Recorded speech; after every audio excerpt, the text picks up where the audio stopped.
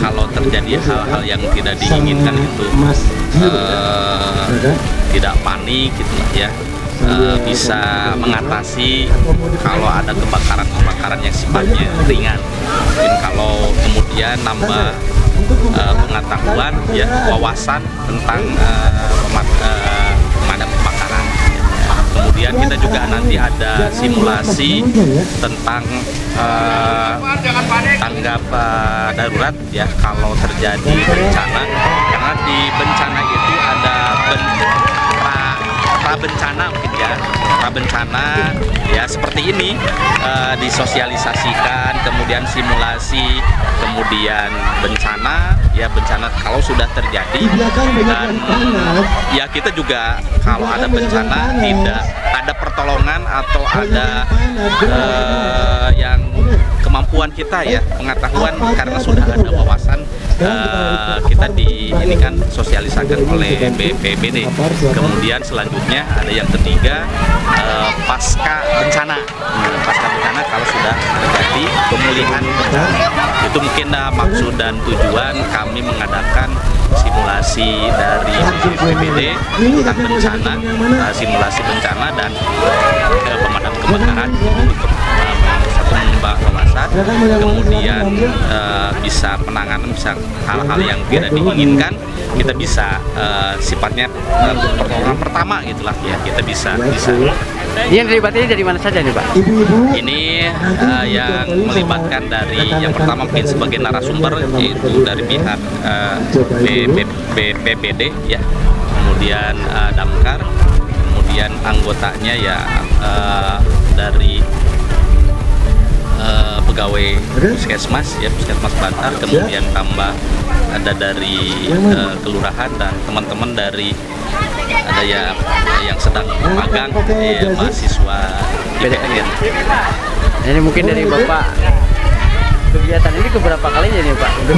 Saya mungkin yang kedua ya, hari ini yang kedua, tahun 2017-18 kalau nggak salah, 2018 kita laksanakan, sekarang kita laksanakan lagi di 2023.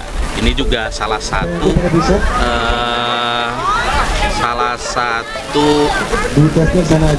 ada dari elemen penilaian dari akreditasi bahwa Puskesmas harus mempunyai sertifikat telah mengikuti pelatihan tentang bencana. Jadi di satu kecamatan Bungursari ini baru ini ya Pak ya? Ya, baru Puskesmas Bantar yang sudah melaksanakan. Ya, mudah-mudahan puskesmas yang lain ataupun instansi kantor yang lain juga sama gitulah ya,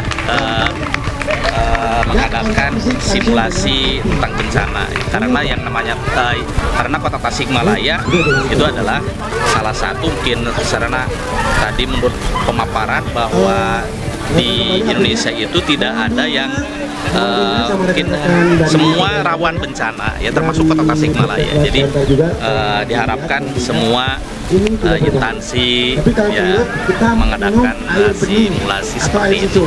Nah ini Pak, setelahnya kegiatan ini mungkin dari Bapak ada pesan-pesan buat yang lainnya gitu, apa Pak pesannya Pak?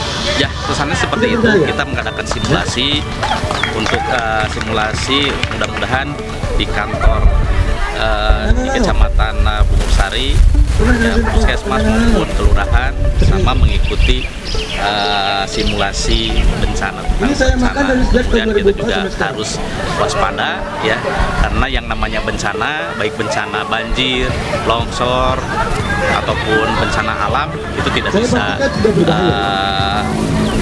tidak bisa diperkirakan ya. Pak Lurah, keterkaitan dengan adanya dari pembinaan dari tanggapan Pak Lurah gimana Pak?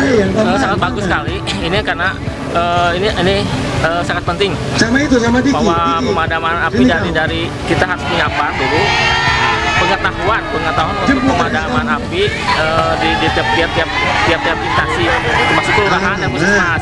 Ini saya senang Pak Kapus, saya mengapresiasi Pak Kapus untuk mengadakan simulasi ini dari damkar gitu ya. Saya juga coba enak apa namanya. Jadi harusnya setiap instansi itu punya aparat sendiri supaya untuk memudahkan dalam siapa tahu pemadam api yang ada di instansi masing-masing gitu ya. Ya intinya saya mengapresiasi kepada Pak Kapus untuk mengadakan simulasi dari damkar ini. akan apa pertama berkekuatan berapa